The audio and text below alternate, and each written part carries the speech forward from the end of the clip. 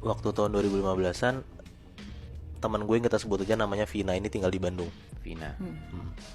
Dia tinggal di rumah yang kanan kirinya tuh langsung diimpit sama rumah kosong gitu, Bi. Nah,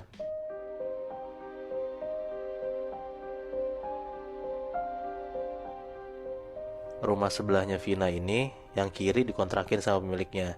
Jadi walaupun sering kosong ya, tapi masih ada lah yang nempatin. Jadi masih ada aktivitas lah gitu. Tapi rumah sebelah kanan Vina ini bener-bener udah kosong lama banget, Bi. Nah, nggak dirawat, kacanya pecah, udah banyak ilalang gitu nutupin rumahnya. Pagarnya pun sampai dicolong gitu loh. Pokoknya nih rumah bener-bener lama kosong dan ditinggal lama sama pemiliknya. Nah, ada di satu hari pas si Vina ini mau berangkat sekolah, dia di sini masih SMA kelas 2 gitu by the way. Nah, dia dengar kalau misalnya rumah sebelah dia yang kanan itu mau dibeli sama bokapnya. Jadi rencana bokapnya ini rumah dia yang sekarang tempatin sama rumah sebelah itu mau dijebolin, disambung jadi satu rumah gede gitu. Ya. Di situ sebenarnya dia takut, Bi, Nat, karena dia keinget akan kejadian waktu dulu dia kecil. Kayak SD sampai SMA kelas 1-an lah, dia tuh sering banget kalau misalnya ngelewatin rumah itu. Dia tuh dengar kalau misalnya ada suara cewek manggil-manggilin dia buat masuk ke rumah kosong itu. Oh. Nah, suara cewek itu tuh bener-bener kayak manggilin, gak cuma sekali 2 kali doang. Kayak hampir setiap si Vina sama teman-teman ini main pas lagi maghrib, dia tuh dengar ada suara cewek manggil buat masuk ke dalam itu. Dan yang notice itu cuman Vina doang, karena pas Vina nanya sama teman-temannya, teman-temannya tuh bilang kalau misalnya mereka nggak dengar apa-apa gitu loh.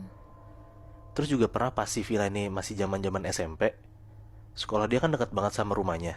Jadi kalau misalnya dari sekolah ke rumah tuh cuma jalan kaki aja gitu. Ada satu hari pas dia lagi jalan pulang sekitar jam 6 sampai 7 malaman lah gitu. Dia udah sampai rumahnya tuh. Nah, mau buka gembok lah. Pas dia lagi buka gembok, dia tuh ngerasa kalau di rumah sebelah itu tuh kayak ada yang ngintipin. Jadi pagar rumah Vina itu nempel gitu di ujung sama tembok rumah kosong yang kanan. Nah, kamu maksud gue? Iya. Jadi Jadi kalau nempel banget lah pokoknya. iya, jadi kalau misalnya lo nengok dikit aja sebenarnya lo udah tahu tuh isi dalam rumah itu apa, gitu. Nah, dia tuh berasa banget kalau misalnya ada orang yang merhatiin dia dari dalam rumah kosong itu. Karena kalau misalnya kita lagi diliatin orang dari arah manapun ya lo sadar kan? Iya. Nah, Vina tuh ngerasa kayak gitu. Tiba-tiba karena dia lagi nggak fokus buka gemboknya, tangan dia yang lagi buka gembok itu dipegang sama orang dari dalam rumahnya. Oh.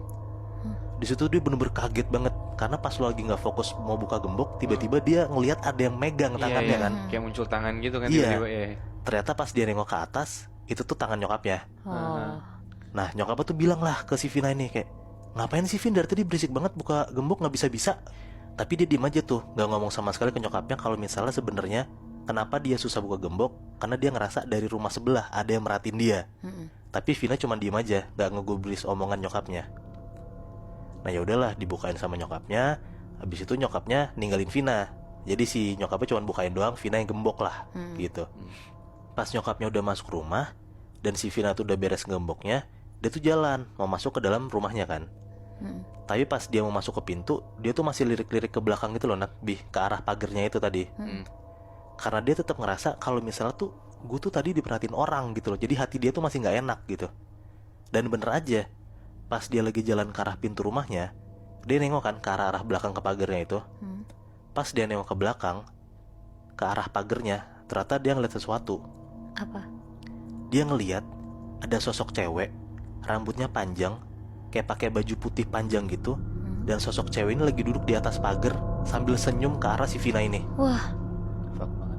Di situ tuh Vina tuh bener-bener takut banget dan dia langsung buru-buru lari masuk ke dalam rumahnya. Nah, dari semenjak kejadian itu dia tuh merasa kalau misalnya rumah sebelah ini angker, gitu loh. Makanya pas si Vina dengar kalau misalnya bokapnya ada ide buat ngejebolin rumahnya, dia masih ngerasa nggak enak, nggak tenang, gitu Bi. Iyalah, gue juga Nah, gak mau anjir. iya kan? Beberapa bulan kemudian, akhirnya bokapnya Vina ini jadi beli rumah kanan yang kosong itu dan disatuin lah rumah Vina dan rumah yang kanan itu. Posisi kamar Vina yang baru dan ruang tengah TV itu ada di bagian kanan rumahnya, yang mana waktu itu tuh bekas rumah kosong itu. Berarti sekarang kamarnya Vina itu letaknya ada di rumah yang kosong itu kan? Iya, ruang tengahnya, ruang TV-nya, kamar Vina tuh bekas rumah kosong itu. Iya. Pas banget H-2 rumahnya nih beres, ternyata dapat kabar Vina kalau misalnya bokap nyokapnya itu harus pergi haji. Ya kan kalau misalnya haji udah daftar haji. Ya kan kalau misalnya haji udah daftar dari kapan tahu lama, ya nggak bisa di reschedule kan. Iya. Iya.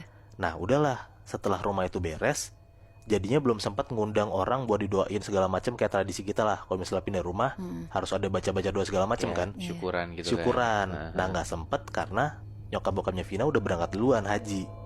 Jadi Vina cuma tinggal berdua sama abangnya. Nah abangnya ini udah kuliah, jadi sering lah pulang malam, bahkan sampai balik tuh selalu baru jam 3-4 pagi gitu. Jadi ya hitungannya si Vina tuh jadi lebih sering di rumah sendirian lah, karena abangnya selalu pulang pagi. Nah alhamdulillah selama 1 mingguan tinggal di rumah barunya itu, si Vina tuh nggak pernah ngerasa ada hal-hal aneh atau hal-hal janggal lah yang menimpa dia. Tapi tiba-tiba ada di satu hari pas Vina habis beres sekolah, dia main dulu tuh sama teman-temannya. Sampai pada akhirnya si Vina tuh baru balik jam 8-an malam. Di situ dia ngechat abangnya, nanya pulang jam berapa. Ternyata abangnya bilang kalau misalnya dia nginep di rumah temennya. Ya. Nah dia ngechat tuh langsung tuh teman-temannya buat nemenin dia di rumah kan. Tapi ternyata nggak ada yang bisa. Jadi terpaksalah si Vina ini di rumah sendirian di malam itu. Selama di rumah sendirian ini, dia makan, dia nonton TV di ruang tengah. Pokoknya tuh dia bener-bener ngerasa kalau misalnya ya udahlah mau gue sendiri mau nggak ada apa-apa, gue nggak takut gitu. Pas dia lagi makan, TV tuh dia hidupin biar rame lah gitu, biar berisik, biar nggak cuman sunyi gitu rumah kosong kan. Nah pas dia lagi makan di meja makan, dia denger kalau misalnya ada kayak suara ngomong gitu orang, tapi nyaru-nyaru gitu sama suara TV, karena kan suara TV kencang banget tuh. Jadi dia cuma nengok ke ruangan TV, cuman kayak itu ada apaan ya gitu. Nah tapi ya Vina lanjut lagi makan karena dia ngerasa ya mungkin suara TV kali gitu kan. Nah tapi lama-kelamaan Vina tuh denger kalau misalnya suara orang ngomong ini makin jelas Bi. Nah dari ruang makan ini dia langsung lah jalan ke ruang tengah, ke ruang TV buat ngecilin suaranya. Dan ternyata bener, pas dia lagi kecilin suara TV-nya, dia bisa denger dengan jelas banget ada suara cewek lagi bisik-bisik kayak gini suaranya, kayak gitu. Intinya tuh si Vina denger kayak ada suara cewek ngomong aja, kayak ngobrol tapi Nggak jelas ngobrolnya nggak jelas. Iya benar. Dan sumber suaranya ternyata ada dari kamar Vina. Nah karena dia tahu sumber suara cewek ini dari kamarnya Vina, dia langsung takut banget dan dia nggak berani buat masuk ke kamarnya sendiri. Abis dengar suara itu, dia tuh langsung matiin TV, langsung beresin makanan buru-buru, dan akhirnya dia tidur di kamar nyokap bokapnya yang ada di bagian kiri rumah. Berarti rumah awalnya dia ini, Ya betul. letaknya di rumah awalnya dia lah Ya, gitu. ya. Udah deh tuh, dia coba buat nggak takut, dia main HP, dia denger lagu. Pokoknya tuh selama di kamar tuh dia nyibukin diri lah. Dia denger lagu tuh pakai headset kenceng tuh, dia puter lagunya biar nggak kedengeran ada suara apa-apa di luar kan. Nah ternyata pas dia lagi denger lagu, dia denger kalau misalnya kayak ada suara samar-samar gitu Bi. Nah dia kencengin lagi tuh makin lagunya. Nah tapi lu tau nggak setelah dia kencengin lagunya apa yang kejadian? Apa? Tiba-tiba lagunya itu mati sendiri, dan si Vina tuh bisa denger kenceng banget suara bisikan cewek persis di kupingnya dia. Yang tadinya ada di kamar, tiba-tiba ada di sebelah kuping dia persis. Gitu. Berarti ngikutin sampai ke rumahnya dia yang lama itu ya? Ngikutin sampai masuk ke kamar nyokap bokapnya. Wah. Aduh. Dia tuh langsung teriak ketakutan. Dia langsung lari keluar dari kamar nyokap bokapnya, dan dia duduk di ruang tengah lagi. Gak lama setelah itu, karena udah sekitar jam 10:30-an, akhirnya dia ketiduran tuh di sofa. Dia tidur lumayan pules lah. Sampai tiba-tiba dia kebangun karena ada kayak suara berisik, kayak duk duk duk duk gitu. Dia denger kayak ada suara tikus jalan di plafon rumah gitu, kebayang nggak? Kalau misalnya ada tikus di plafon lo kan kedengeran kan suaranya. Nah si Vina kebangun karena ada suara berisik itu. Nah tapi posisi Vina tidur itu madep ke bagian sofa, jadi dia nggak tahu sumber suara itu berisiknya dari mana, asalnya dari mana, dan suara itu terjadi karena apa gitu. Pokoknya yang dia dengar tuh cuma ada suara kayak tikus jalan di plafon aja gitu. Nah dia mau coba paksa tidur lagi Bi. Nah tapi selalu nggak bisa karena suara ini tuh kayak hilang timbul gitu loh. Timbul hilang timbul gitu loh. Ngeganggu banget. Karena dia penasaran juga suara itu dari mana asalnya, akhirnya dia ngebalikin badannya ke arah ruang tengah rumahnya. Ternyata pas dia lagi muterin badannya dan madep ke arah plafon, dia tuh ngeliat kalau ada sosok cewek rambutnya panjang lagi jalan ngerangkak cepet banget dari atas plafon rumahnya Vina. Si Vina ini bisa ngeliat sosok cewek yang ngerangkak di atas plafon itu jalan cepet banget dari ujung ruang tengah ke arah persis di atas sofa tempat si Vina ini tidur. Dan lo tahu, abis si Vina ini ngeliat sosok cewek ini ngapain? Ngapain? Si sosok cewek ini langsung bener-bener lompat dari atas plafon ke arah Vina. Oh. Lompatnya tuh bener-bener cepet banget, Bi, Nat. Dan lo tahu nggak? Ternyata sosok itu sama persis kayak sosok cewek yang Vina lihat waktu pas kejadian dulu, pas dia lagi ngunci gembok. Oh, yang di pagar itu ya? Yang di pagar waktu zaman di SMP itu. Nah, setelah kejadian itu, dia pingsan. Karena dia sesyok itu ngelihat ada sosok cewek lompat dari atas plafon nimpa dia. Nah, pas udah kebangun, dia ngeliat jam, ternyata udah jam 6 pagi, Bi, Nat. Di situ tuh dia kebangun, bener-bener langsung takut, langsung nangis, dan dia langsung buru-buru nelpon om tantenya buat nyuruh mereka ke rumahnya dia. Pas om tantenya udah sampai rumah, Vina ini ceritalah apa yang sebenarnya terjadi di malam itu. Ngedenger keponakannya ketakutan kayak gitu, omnya Vina tuh langsung lah buru-buru ngadain pengajian di rumahnya. Jadi bener-bener omnya tuh gak nungguin bokap nyokapnya pulang haji. Pokoknya di hari itu omnya tuh mau rumah itu langsung di ngajiin lah gitu. Udahlah, di hari itu habis maghrib Pak Ustadz ini datang sama anak yatim buat ngajian rumahnya. Bereslah pengajian itu sekitar jam 9-an malam lah, dari Isya sekitar jam 7-an. Beres ngajiin itu, tiba-tiba Vina tuh disamperin sama salah satu tetangganya Vina, kayak ibu-ibu gitulah. Si ibu-ibu tuh nanya ke Vina kayak, "Dek, ini rumahnya disambungin sama rumah sebelah yang kosong ya?" gitu. Si Vina jawab, "Iya bu, kenapa emang?" gitu. Si ibu-ibu nanya lagi, Loh emang gak serem, Dek? Itu rumah sebelah kan udah lama banget kosongnya gitu. Dengar ibu-ibu tuh ngomong kayak gitu, si Vina langsung tuh refleks cerita kejadian semalam. Sampai makanya omnya tuh mutusin buat bikin pengajian di hari ini.